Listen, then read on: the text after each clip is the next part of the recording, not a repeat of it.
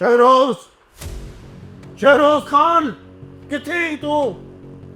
शहरोज खान। जी जी बाबा साईं।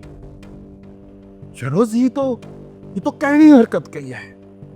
तोखे चंद ॾींहं पंहिंजे आपे में रहण कोन थो अचे? बाबा साईं मूंखे तव्हांजी ॻाल्हि सम्झ में नथी अचे। तव्हां मूंसां आखिर कहिड़ी ॻाल्हि ते नाराज़ आहियो? बापा तोखे कहिड़ी ज़रूरत हुई चांडोकीअ जो रस्तो रोकण जी, उन सां बदमाशी करण जी? तोखे शायदि ख़बर नाहे त मूं केॾी मुश्किल सां इन्हनि रस्तनि तां इहे कंधा हटाया आहिनि सिर्फ़ तुंहिंजे लाइ। बाबा साईं इहो सभु कुझु ग़ैर इरादे सां थियो आहे। अचानक चांडोकी मुंहिंजे साम्हूं अची वई। वॾनि थोरनि ॻाल्हियुनि ते हिक ॿिए सां मोह मारी थी वई।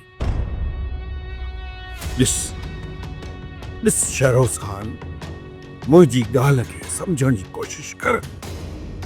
चांडोकी का आम छोकिरी नाहे, न ई हू सावण फ़क़ीर जी धीउ वीनत आहे।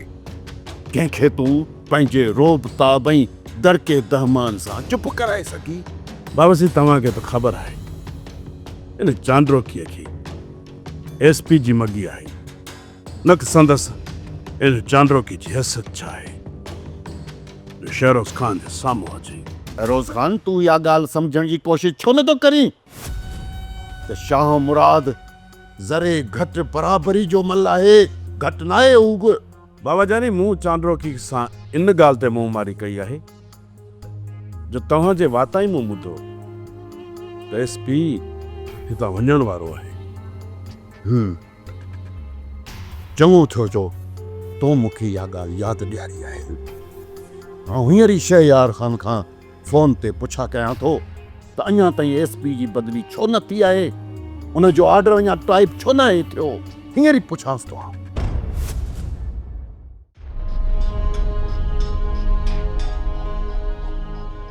चांडोकी धीअ, तूं किॾां वई हुईं? ऐं भला ॿुध, ये तुंहिंजो एॾो मूड ऑफ छो आहे? अम्मी 2-2.5 कलाक पहिरियां अदा जी क़बर ते गुल विझण वई हुयसि ऐं रस्ते में मूंखे शहरोज खान मिली वियो। पक सां चांडोकी, हुन तोसां बदतमीज़ी कई हूंदी। बदतमीज़ी छा अम्मी? हुन मूं ते हथ खणण जी कोशिश कई। चांडोकी धीअ, ॾिस, तूं पंहिंजे बाबा साईं खे कुझु बि न ॿुधाइजां, न त हरू भरू वॾी खूनरेज़ी थी वेंदी। धीअ, खूनरेज़ी त मुंहिंजे चुप रहण जी सूरत में बि थी सघे थी अम्मी। कॾहिं कॾहिं नंढियुनि नंढियुनि ॻाल्हियुनि ते ख़ामोशी इख्तियार करण सां वॾनि वाक़िअनि जी रोनुमा थियण जी वाट खुलंदी आहे। हीअ ॻाल्हि हरगिज़ दरगुज़र करण जहिड़ी न आहे अम्मी। धीअ, मूंखे ॾाढो डपु थो लॻे, पर इहो सभु कुझु ॿुधंदो त यकदमि बंदूक में हथु विझंदो। इन खां त बहितर आहे तूं ज़रली सां राब्तो कर, उन खां पुछ, उन खां सलाह वठ त छा करिणो आहे। सलाह मशवरो छाजो अम्मी? ज़रली खे चवां थी त उन शहरोज खान खे गीले वापसि लॉकअप में हाणे, त माण्हुनि तां डमर लहे। वहशी जानवरनि खे जेकॾहिं पिंजरे में बंदि न कंदो त ख़ल्क़ लाइ नुक़सान कंदा।